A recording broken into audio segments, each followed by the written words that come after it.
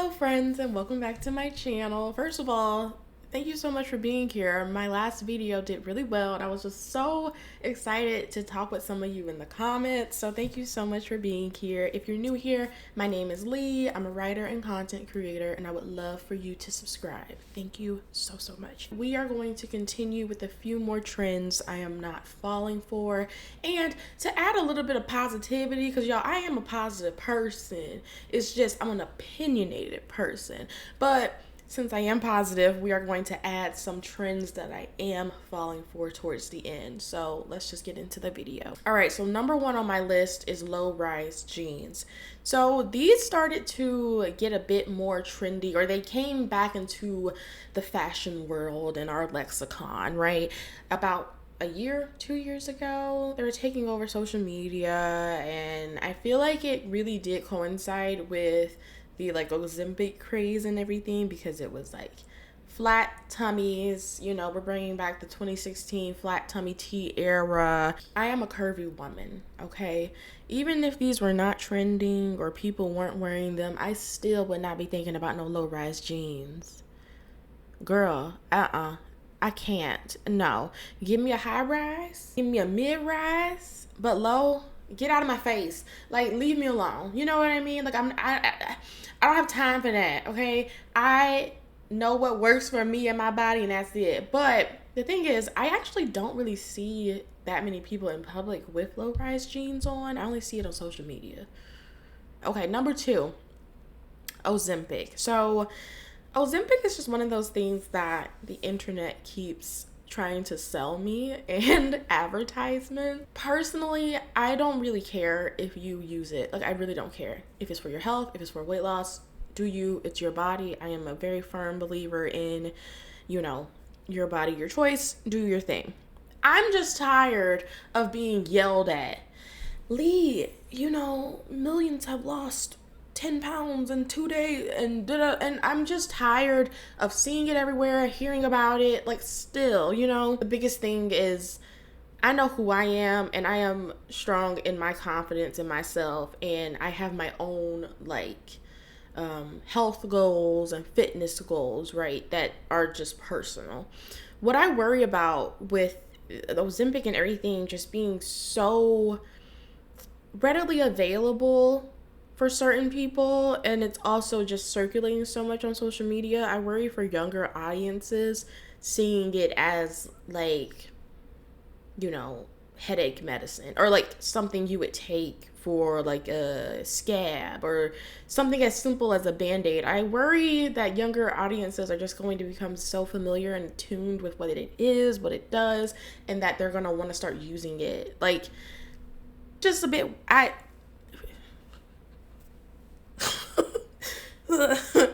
again, if you use it, this is literally no shade to you. Like, do not feel bad about that. I'm more just saying, like, the conversation surrounding it and the advertising, I think it's a bit messy in my opinion. It's honestly the same way I feel about cosmetic procedures. It's your body, do you, boo? Shoot, who knows? In the future, I don't want to right now, but I just feel like how it's just so normal to speak about these things and changing our bodies and going to extreme measures sometimes to do so. It can be tricky, you know. And what also is annoying is the people who do the extreme, like that weirdo whoever that guy is, and all those weird tech and biohacking type of guys. They always go viral for their stupidity and extreme vanity. But there are people who actually want to listen to them, and they want to slap themselves and inject themselves with liquids. This was about Ozempic, but look, what I'm tired of is unqualified people hopping on the internet saying, hey, this is how you can be beautiful, damaging themselves in the process, physically, mentally, spiritually, emotionally. And then what always ends up happening? Someone either ends up dead, someone ends up in pain, someone ends up hurt. But it's just stupidity, and algorithms love to award stupidity.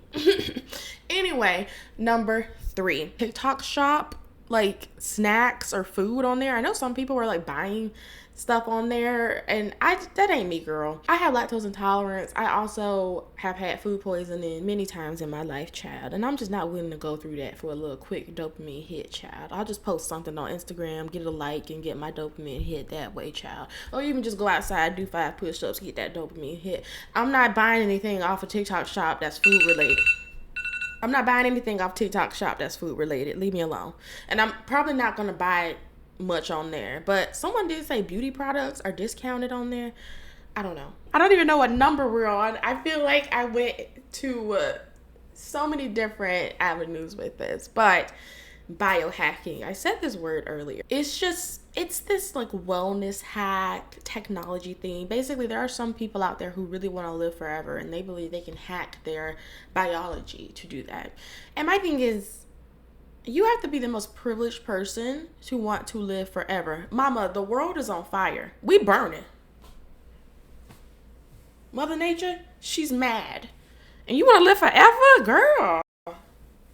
Absolutely not. Like if I'm at the spa getting a massage and someone comes up to me and they're like, hey, that massage may help you, but you could live forever. Get out of my face. All these people, they're literally super villains, and they feel fictional, it's real, and I am just so tired. Keep it in the diary, girl. These next two, I don't think they're really like trending anymore, but I have Stanley Cups and Labubus because, girl, I was never on that Stanley Cup craze. They had those people were in Target fighting for that Stanley Cup. I never bought Stanley. I don't shop at Target anymore. Like, y'all, I have a Yeti. I love her down. But my thing is, just get a reusable cup. It ain't gotta, just get a reusable cup. It's not that serious. When you die, on your gravestone, it ain't gonna say, here lies Sandra. She really loved her Stanley Cup. But honestly, maybe they do need those cups because a very dehydrated, out of their mind person is going to be fighting about a damn cup. Girl, bye. Now, Labubus, they freaked me out. They still do. I didn't like them. You have it, great, good for you. Any toy or plush or anything that goes viral online that literally will make an adult fight a child in the store, y'all, what has happened to us? Are we doomed? Yeah.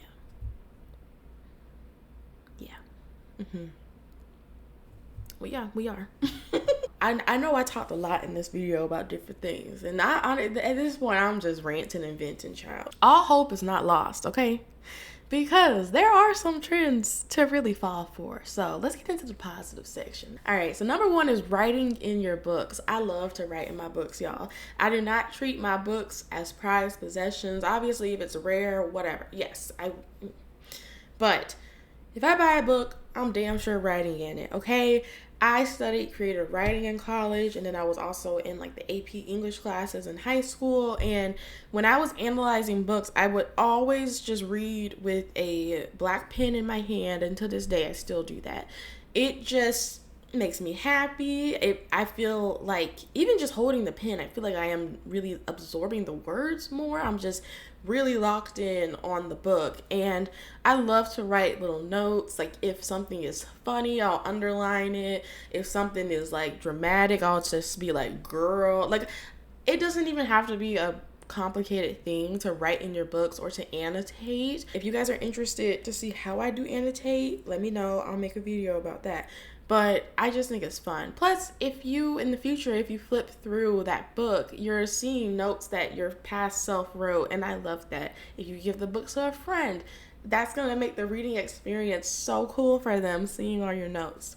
I love it. Number 2, romanticizing your routines, okay? I really do love to do that.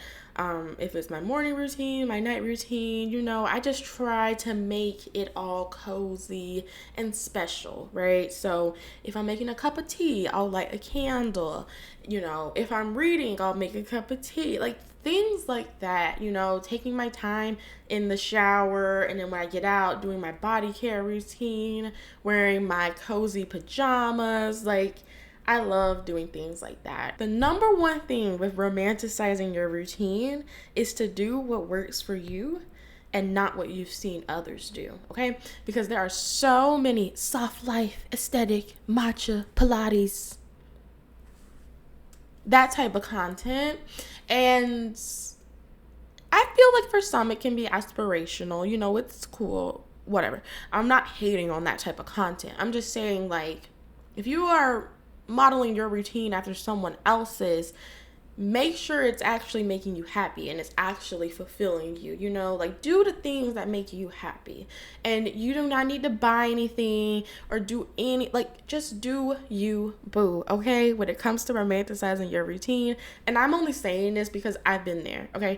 I've been there before where I'm like, oh, I need to get like this type of tea or this type of coffee or this workout set, or, you know, I need to blah. Girl, do you, boo, period. Just do you. Number 3 is double cleansing. So if you don't know what double cleansing is, it's basically just washing your face twice, okay? I used to love using makeup wipes, that blue bag and Neutrogena. I haven't used those in years, but I do love a double cleanse. What I do is I'll use like an oil-based cleanser. It's like thicker, but what's cool about an oil-based cleanser is if you have a full face of makeup on or just SPF, which mine's usually SPF, it breaks down all that dirt, and then you add water. It'll emulsify, you rinse it off, and your face doesn't feel so stripped or dry. I have really dry skin, so that's mainly why I use an oil cleanser first. You could use one cleanser and just cleanse twice. You don't have to use an oil one, but that's just what I do because my skin feels still really hydrated.